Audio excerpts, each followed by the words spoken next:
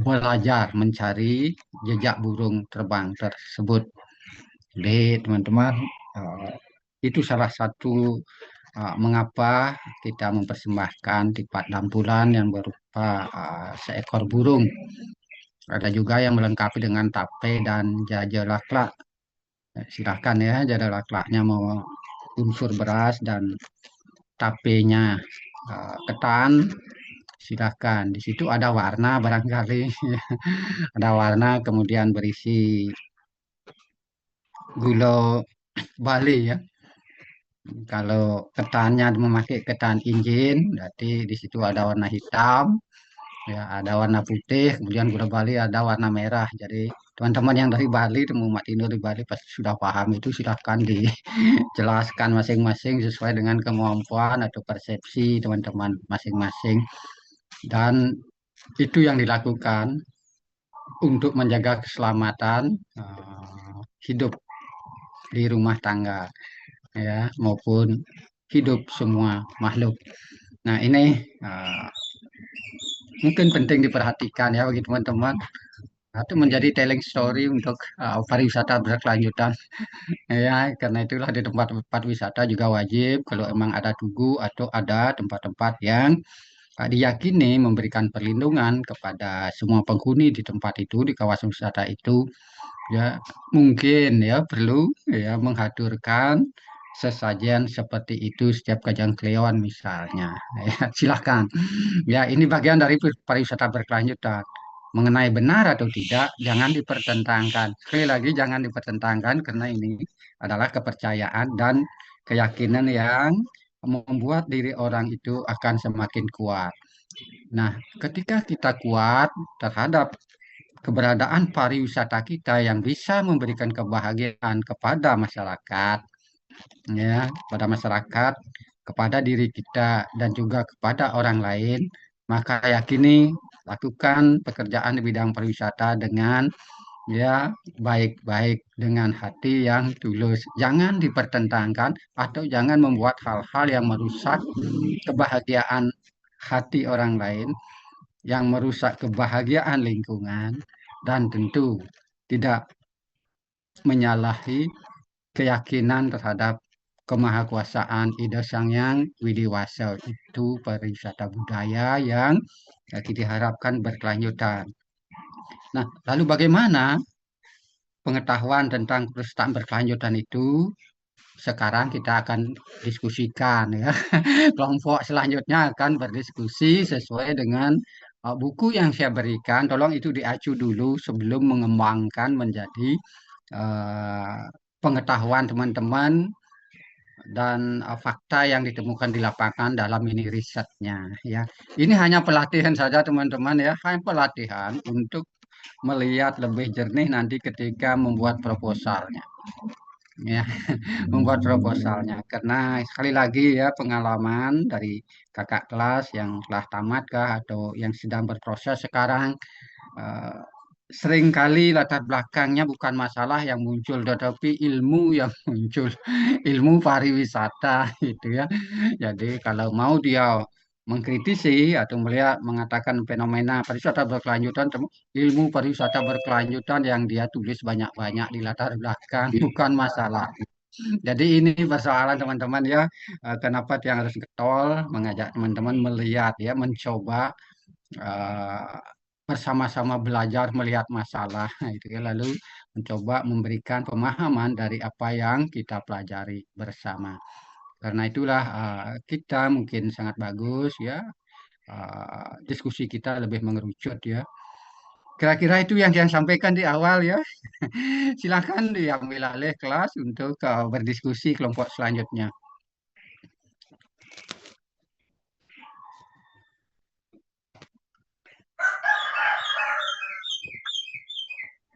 Selamat sore Bapak. Izin, saya perwakilan dari kelompok 2 akan share untuk materi kelompok 2 Pak.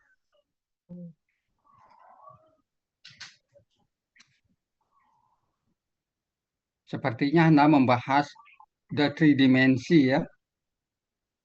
Ya, three dimensi of Benar. sustainable tourism. Jadi ada 3 dimensi ya yang dilihat. Tapi kalau siap bercerita tadi mungkin bisa lebih gitu ya, karena ada dimensi yang tidak kasat mata. Ya,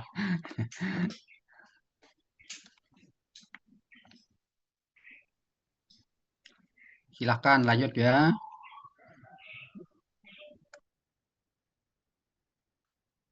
Untuk mengawali dari kelompok kami, yaitu kelompok 2, saya mengaturkan pengendali umat.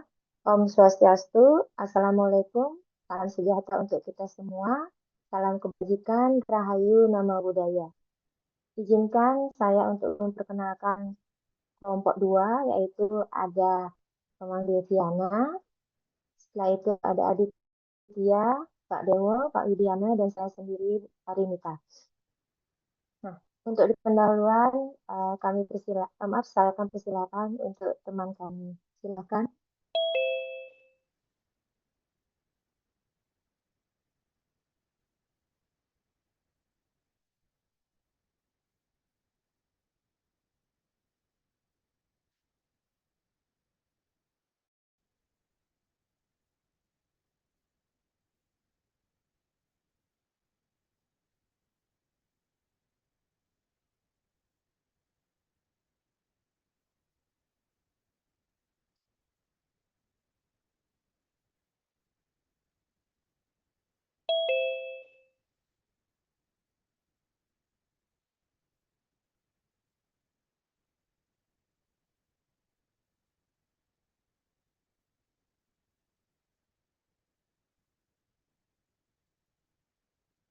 Mohon maaf, Kak Widiana, bisa dimulai, silakan.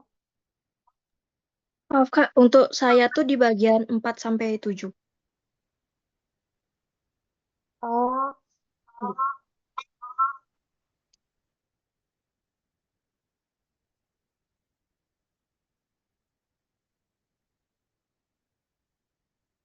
mohon izin Bapak. Eh, jadi saya akan menyampaikan tentang pendahuluan tentang buku Sustainable Tourism Management karya James Wardrop.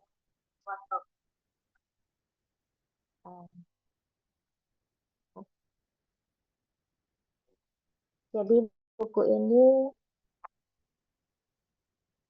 menerangkan tentang membahas dasar-dasar keberlanjutan dalam pariwisata, termasuk tantangan yang dihadapi, prinsip-prinsip utama, serta faktor-faktor yang berperan dalam pariwisata berkelanjutan. Dalam review ini, pembahasan akan difokuskan pada aspek-aspek utama dari bab 2, kemudian akan dikaitkan dengan studi kasus yang terjadi di Bali sebagai destinasi wisata global yang berusaha menerapkan prinsip-prinsip pariwisata berkelanjutan serta pendapat para ahli dalam bidang ini. Untuk definisi dan konsep pariwisata berkelanjutannya itu tidak hanya mencangkup aspek lingkungan, tetapi juga sosial dan ekonomi. Pariwisata berkelanjutan ini bertujuan untuk menyeimbangkan kebutuhan wisatawan dengan kebutuhan masyarakat lokal dan kelestarian lingkungan.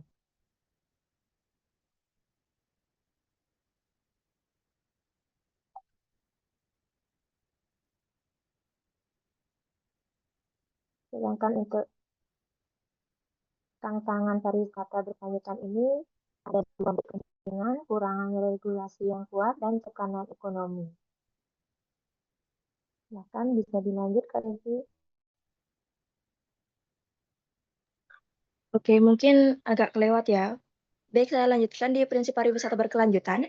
Jadi dari prinsipnya sendiri itu mencangkup beberapa aspek, mungkin di sini kurang satu ya. Ada aspek lingkungan, kesejahteraan masyarakat, ekonomi, dan yang paling pertama, yang terakhir itu adalah budaya. Yang dimana dari prinsip ini, sustainable tourism atau pariwisata berkelanjutan itu, yang pertama mengedepankan terkait kelestarian lingkungan. Kita ketahui bersama bahwa Indonesia ini adalah negara yang kaya akan flora dan faunanya. Jadi dari aspek pengembangan pariwisata berkelanjutan ini tentu sangat penting untuk memperhatikan pelestarian lingkungan jangka panjangnya di tengah arus pembangunan yang sedang terjadi dalam pengembangan destinasi wisata itu sendiri. Yang kedua adalah kesejahteraan masyarakat. Harapannya dari pariwisata berkelanjutan ini bisa membawa impact yang positif terkait pengembangan ekonomi di satu daya tarik wisata atau sektor pariwisata di satu tempat, yang dimana dalam kesejahteraan masyarakat ini bisa menyangkut antara peluang masyarakat lokal untuk mendapatkan pekerjaan, dan yang kedua adalah untuk menjamin kesejahteraan masyarakat dari segi pengelolaan lingkungan, yang dimana itu bisa menghasilkan benefit yang menguntungkan masyarakat sekitar. Dan ketiga adalah keberlanjutan ekonomi.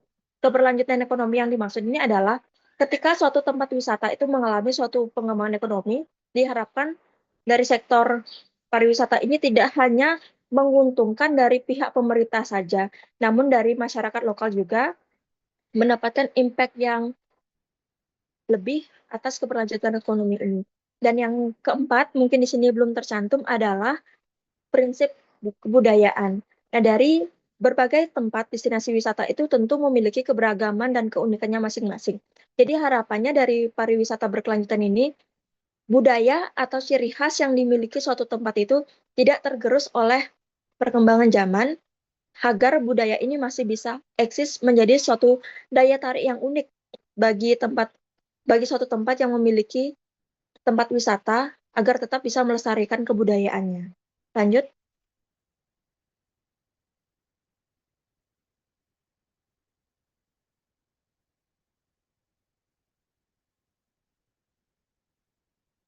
Selanjutnya adalah pemangku kepentingan dalam mengelola pariwisata berkelanjutan.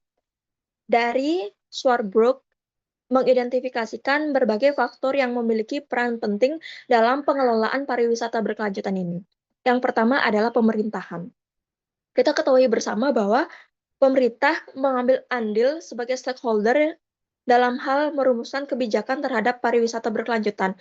Kita ketahui bersama bahwa Undang-Undang 9 tahun 2010 tentang pariwisata itu sudah mengalami perubahan semenjak terpisahnya Kementerian Pariwisata Ekonomi Kreatif menjadi dua bagian, yakni Kementerian Pariwisata dan Kementerian Ekonomi Kreatif. Sehingga dari pemisahan stakeholder pemerintah atau kementerian ini itu berakibat kepada perubahan undang-undang pariwisata di Indonesia. Jadi pemerintah ini memegang andil terhadap bagaimana sih pengembangan pariwisata berkelanjutan ke depan, apakah akan digerus oleh sektor luar atau tetap fokus mempertahankan tiga prinsip penting dari pembangunan pariwisata budaya tersebut. Kedua adalah industri swasta. Kita ketahui bersama bahwa salah satu faktor penting dalam pengembangan pariwisata berkelanjutan itu adalah perlunya kerjasama antara industri lokal dengan industri swasta, entah itu dalam hal kemitraan, kerjasama, dalam hal pembangunan regulasi, dan lain sebagainya. Dan yang terakhir adalah organisasi lingkungan atau wisatawan. Jadi ketika suatu destinasi wisata ingin melakukan suatu pengembangan atau kebijakan lebih lanjut terkait pariwisata di suatu tempat itu mau dibawa kemana sih? Jadi perlu adanya organisasi lingkungan atau wisatawan yang aware atau yang sadar akan pentingnya menjaga tata kelola lingkungan sekitar, agar ke depan pembangunan pariwisata berkelanjutan ini tidak terlalu membawa pengaruh yang signifikan terhadap sumber daya alam di satu tempat wisata tersebut. Lanjut.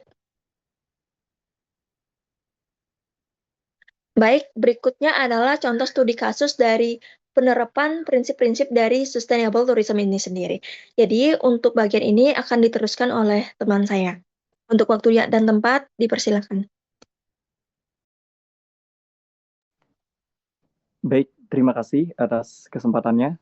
Tentunya di sini saya ingin melanjutkan terkait dengan adapun contoh studi kasus yang dimana sebagai salah satu destinasi wisata terpopuler tentunya di kancah dunia, Pulau Dewata atau Pulau Bali itu menghadapi tentunya berbagai tantangan yang dimana dalam menerapkan prinsip pariwisata berkelanjutan atau sustainable tourism. Nah, adapun berbagai tantangannya yang dimana tentunya yang pertama itu ada keberlanjutan sosial. Tentunya hal ini sangat penting yang dimana terkait dengan keberlanjutan sosial ini nantinya ke depannya Bali ini akan bisa menjadi sebuah destinasi wisata yang tentu akan sangat menarik bagi wisatawan ke depannya. Yang dimana salah satu contohnya yakni ada desa wisata penglipuran seperti kita ketahui, Desa Wisata Penglipuran ini juga sudah sangat mendunia, dan ini merupakan salah satu hal yang positif bagi Pulau Dewata atau Pulau Bali.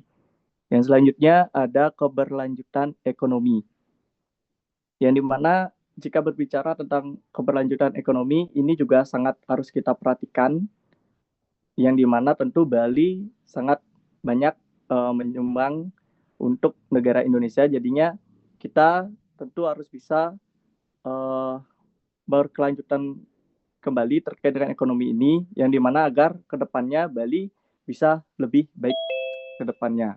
Dan adapun contohnya di mana terkait dengan pariwisata berbasis masyarakat di Nusa Penida.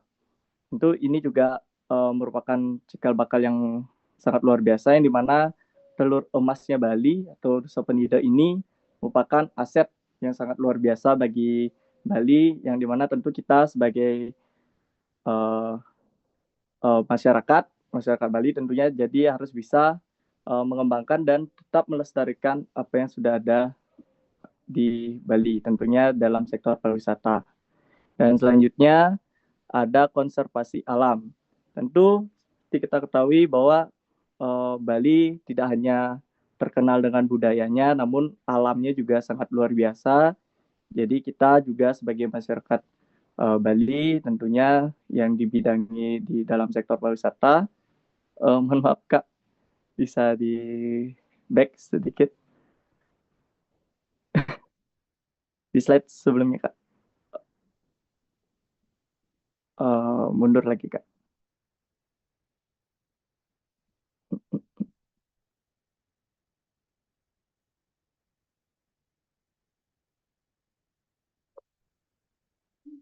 Oke, tentunya terkait dengan alam yang ada di Pulau Bali, tentu ini sangat menjadi perhatian khusus, yang dimana agar nantinya tidak terjadi kehancuran atau kerusakan di masa mendatang, karena tentunya selain budaya, alam pun juga menjadi salah satu sorotan penting bagi banyaknya wisatawan yang berkunjung ke Bali. Jadi tentunya kita harus bisa menjaga lingkungan kita, yang dimana tentu sesuai juga dengan ajaran Trita Karana, yang dimana ada tentang pelemahan, tentu kita juga harus bisa menjaga lingkungan agar nantinya lingkungan pun akan mengayomi kita atau memberikan pelindungan kepada kita.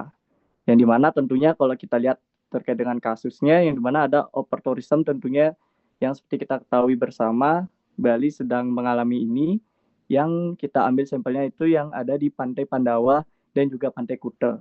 Tentu kedua pantai ini sangat terkenal saat ini, dan tentu banyak sekali wisatawan yang berkunjung ke sana. Gitu. Bisa di next, Kak. Oke, selanjutnya di sini saya akan menjelaskan terkait dengan keberlanjutan sosial Desa Wisata Penglipuran. Tentunya Desa Penglipuran itu merupakan contoh keberhasilan yang dimana terkait dengan partisipasi masyarakat lokal, yang dimana dalam mengelola pariwisata berkelanjutan atau sustainable tourism, berbeda dengan daerah lainnya yang tentu ini sangat terpengaruh terkait dengan modernisasi masyarakat Penglipuran itu sendiri, yang dimana bisa berhasil mempertahankan arsitekturnya, atau bisa dibilang adat istiadatnya juga, serta mengelola destinasi wisata secara mandiri. Tentunya model ini mencerminkan pariwisata kesejahteraan sosial, yang dimana masyarakat lokal tentunya juga ikut menikmati dari manfaat langsung adanya pariwisata, dan tanpa tentunya kehilangan dari identitas budaya masyarakat di sana. Baik, mungkin itu yang dapat yang presentasikan. Untuk selanjutnya akan dilanjutkan oleh teman saya. Terima kasih.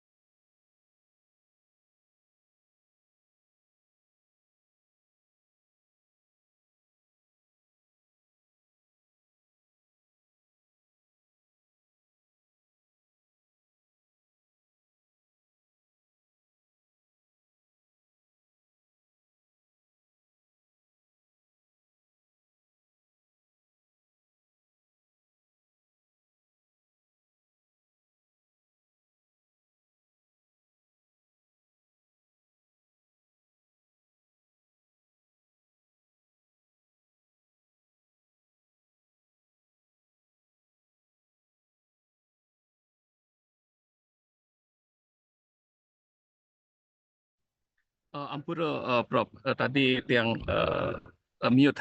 Ini Om Swastiastu yang lanjutkan iki untuk conclusionnya.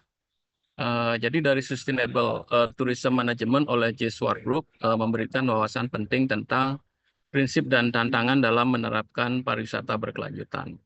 Studi kasus di Bali menunjukkan bahwa prinsip-prinsip ini dapat diterapkan dengan sukses.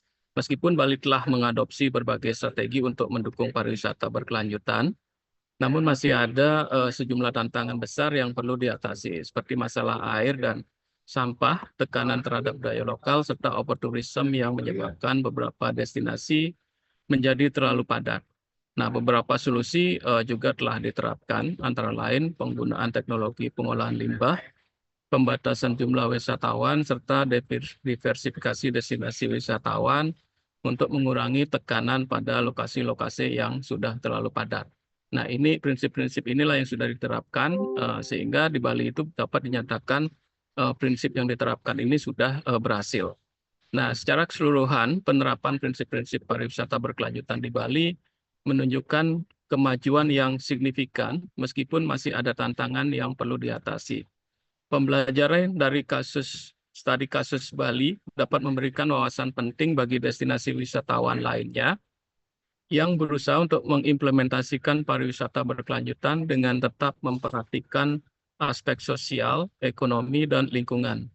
Sebagai destinasi wisata global, Bali menjadi contoh nyata tentang bagaimana konsep pariwisata berkelanjutan dapat diimplementasikan dalam skala besar dengan melibatkan berbagai pihak yang berkepentingan. Oke, next.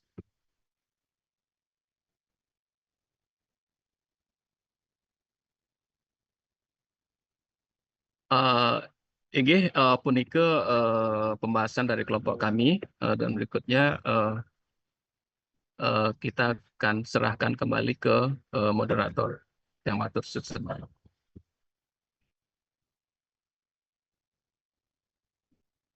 Baik, terima kasih teman-teman untuk kelompok 2. Demikian yang dapat kami sampaikan. Kami tutup dulu nih, Bapak Prof. Nanti kita lanjutkan untuk sesi tanya jawab.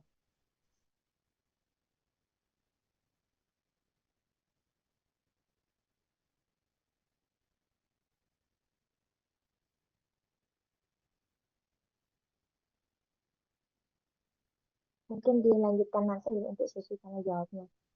Dari teman-teman yang lain ada yang menambahkan atau mungkin sharing terkait tentang yang kita bahas untuk kali ini.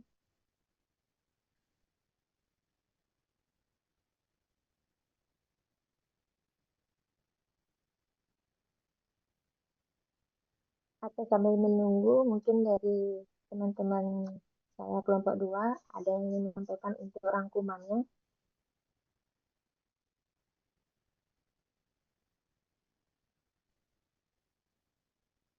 Sudah cukup, Kak. Mungkin bisa langsung ditanya jawab aja, Kak. Sisi tanya jawab.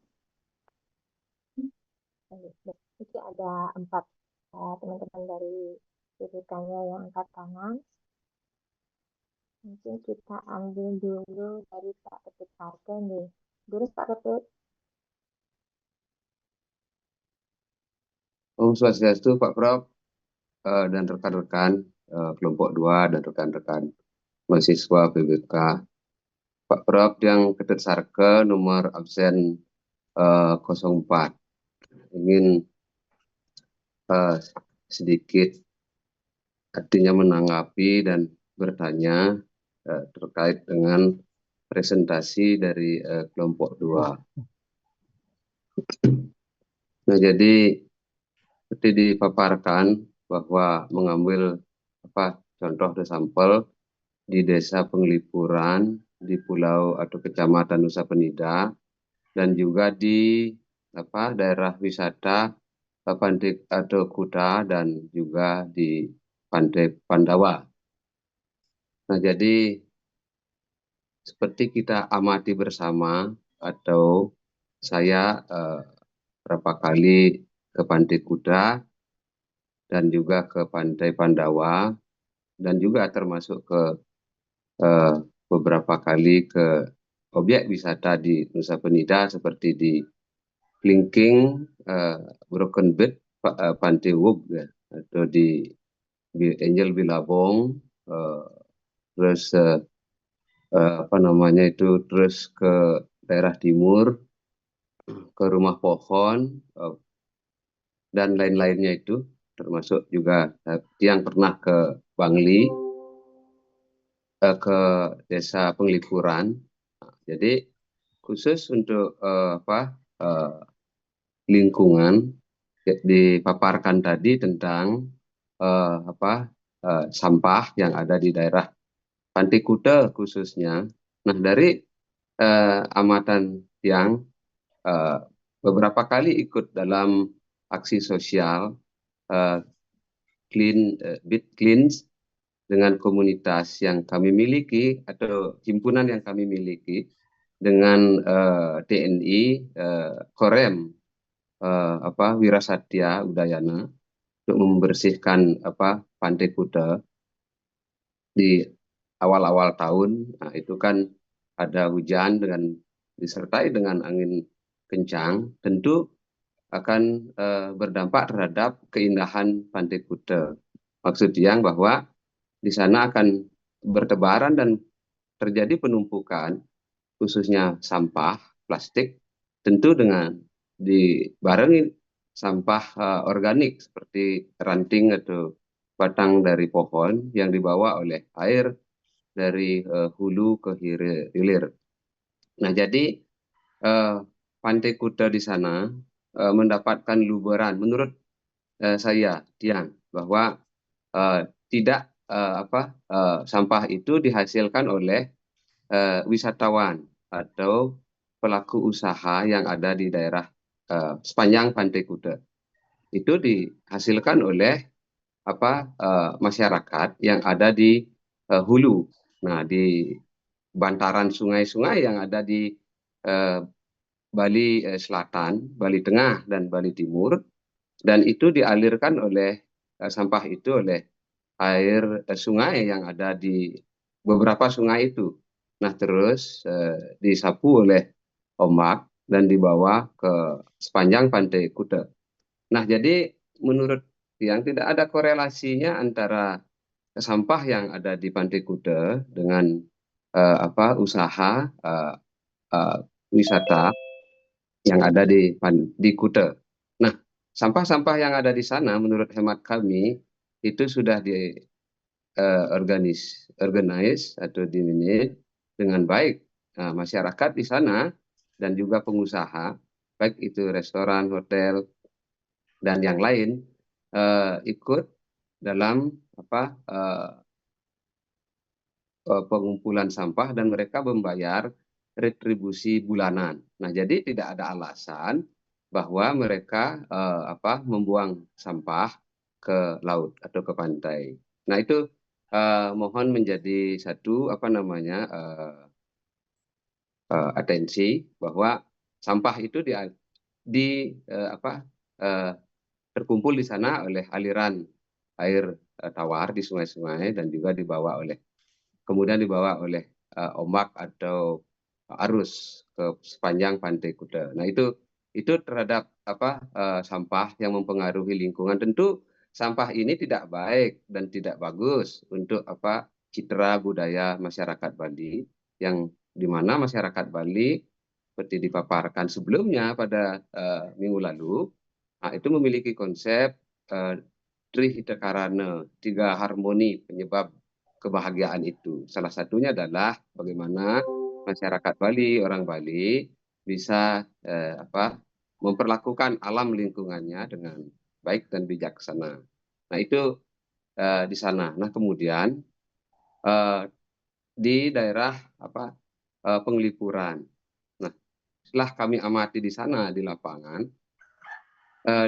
pada akhir-akhir ini banyak terjadi kunjungan wisatawan, baik itu mancanegara maupun domestik. Nah, khusus yang lebih banyak dominan berkunjung ke desa penglipuran, desa wisata penglipur adalah pengunjung dari wisatawan domestik.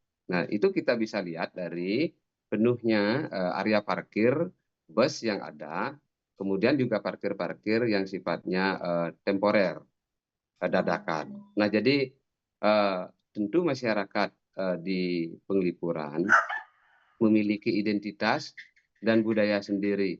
Nah, bagaimana kelompok 2 bisa lebih dalam dan lebih lebih seksama bisa menjelaskan dampak sosial yang tadi diangkat adalah dampak sosial yang dijelaskan justru dampak budaya yaitu arsitektur dan lain sebagainya. Nah, dampak sosial salah satunya adalah identitas masyarakat di sana. Apakah mereka bahagia dengan hadirnya begitu banyaknya wisatawan setiap hari mengunjungi rumah mereka, termasuk merajan, dapur dan lain sebagainya. Bisakah kelompok 2 kembali menjelaskan secara mendalam bagaimana dampak sosial di masyarakat di desa wisata penglipuran terhadap banyaknya jumlah kunjungan wisatawan. Nah, itu mohon diperdalam. Nah, yang ketiga tentang dampak ekonomi dari kunjungan wisatawan di Pulau Nusa Penida. Nah, ini setelah kami amati di sana, banyak tenaga kerja khususnya para driver yang mengantarkan wisatawan adalah para driver dari Lombok, dari Bima, Sumbawa, dan juga Nusa Tenggara Timur.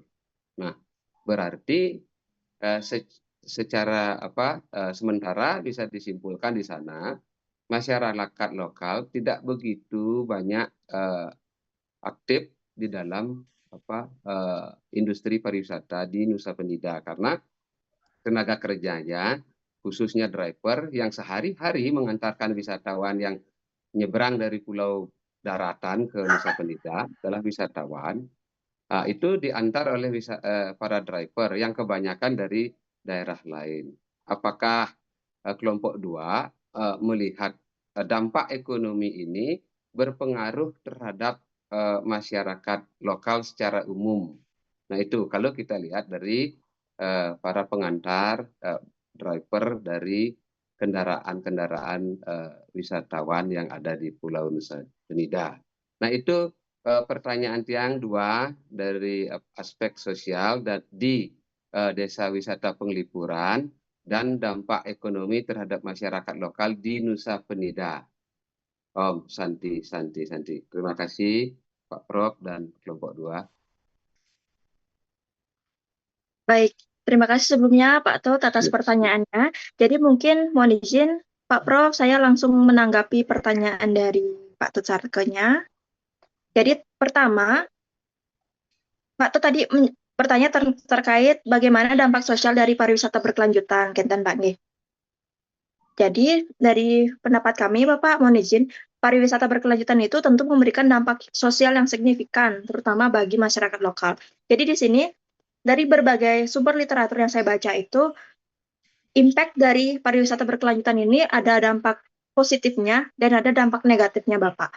Yang pertama itu dari dampak positifnya, yang pertama adanya pemberdayaan masyarakat lokal, Bapak. Jadi pariwisata berkelanjutan ini memberdayakan masyarakat melalui penciptaan lapangan kerja dan penguatan dari identitas budaya di satu tempat tersebut. Jadi masyarakat ini dilibatkan dalam pengelolaan destinasi wisatanya. Dan biasanya kan kita ketahui bersama kalau pengelolaan wisata itu ada investor yang mengelola, BUMDes dan sebagainya. Jadi harapannya dari pariwisata berkelanjutan ini